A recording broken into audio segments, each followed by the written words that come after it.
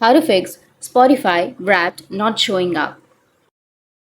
So if your Spotify Wrapped is not showing up, then there are a few fixes. The first one is make sure that you have a stable internet connection and you need to open up your Play Store or your App Store. Go with search and search for Spotify. Now once you've searched, if you have any updates under your Spotify, then you just need to simply go and update the application. Once you've updated, your problem might be fixed. But if that doesn't fix your problem, you just need to simply tap and hold on to your Spotify application. Go with app info. Go with permissions and make sure that you've allowed all of the permissions, and then go with storage and cache and go with clear cache. Once you've cleared your cache, now you need to go back and you need to restart your device.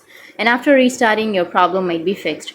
But if that still doesn't fix your problem, then what you need to do is just open up your Spotify on your browser. And once you open up your Spotify on your browser, you can go and find the Spotify Wrapped and your problem might be fixed. So that's it, and if you have any questions, feel free to comment below. Thanks for watching.